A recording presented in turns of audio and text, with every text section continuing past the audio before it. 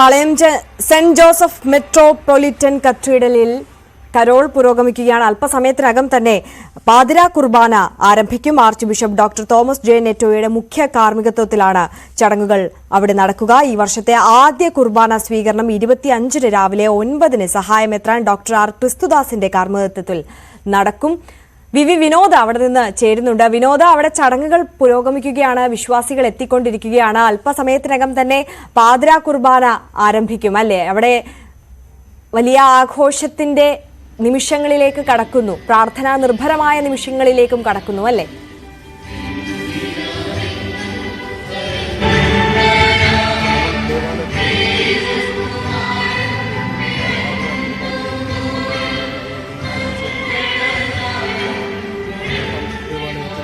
ചടങ്ങുകൾ നേരത്തെ തന്നെ പൂർത്തിയായിരുന്നു. ഏറ്റവും പ്രധാനപ്പെട്ട ദേവാലയമാണ് തിരുവനന്തപുരത്തെ സംബന്ധിച്ച്. പാളയം പള്ളി എന്നത് ഏറ്റവും വിശ്വാസികൾ ഏറ്റവും കൂടുതൽ വരുന്നത് നമ്മുടെ തിരുവനന്തപുരത്തിൻ്റെ ഏറ്റവും ഒരു ലാൻഡ്മാർക്ക് എന്നറിയപ്പെടുന്ന ഒരു ദേവാലയം. അവിടെ ഏറ്റവും വിശുദ്ധമായ ഒരു നിമിഷത്തിലൂടെയാണ് നമ്മൾ കടന്നു പോകുന്നത്.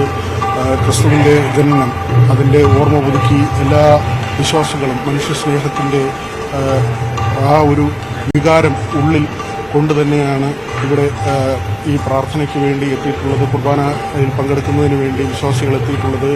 പേർ സംഘമുണ്ട്, കന്യാസ്ത്രീമാർ ഉൾപ്പെടെയുള്ള സമൂഹം ഇവിടേക്ക് എത്തിയിട്ടുണ്ട്.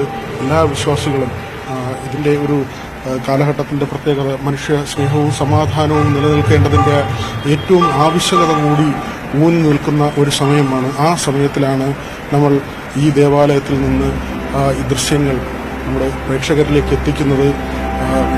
മാലാഖമാർ അവർ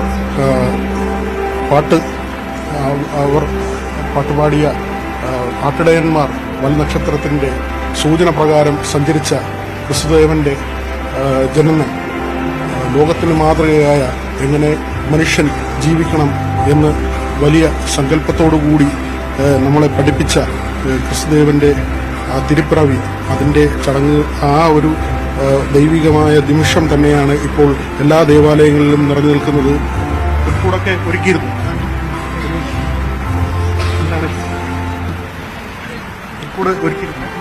പുൽക്കൂട് ഒരുക്കിയിരുന്നു. ക്രിസ്മസിന് എന്താ പറയാനുള്ളത്? എല്ലാവർക്കും പറയില്ല, എല്ലാവർക്കും സ്നേഹം അല്ലെ, സമാധാനമായിട്ട് എല്ലാവരും ജീവിക്കണമല്ലേ? തീർച്ചയായിട്ടും. എങ്ങനെയുണ്ട് ക്രിസ്മസ്? നല്ല ക്രിസ്മസ്. എല്ലാവർക്കും സ്നേഹത്തിന്റെയും സമാധാനത്തിന്റെയും ക്രിസ്മസ് ആശംസകൾ. എന്താ പറയുന്നത്? Happy Christmas. എല്ലാവരും ക്രിസ്മസിന്റെ ഒരു ആശംസ പറയുകയാണ്. അതുതന്നെയാണ് ആര്യ നമുക്ക് ഏറ്റവും സന്തോഷം നൽകുന്നത്. ഈ ഒരു മനുഷ്യർ കാലുഷ്യമില്ലാതെ, തർക്കിക്കാതെ, അവർക്കിടയിൽ മറ്റ് സംഘർഷങ്ങളില്ലാതെ മനുഷ്യർ സ്നേഹത്തോടെ ജീവിക്കുക, അതിനപ്പുറത്തേക്ക് മറ്റൊന്നുമല്ല ക്രിസ്തു.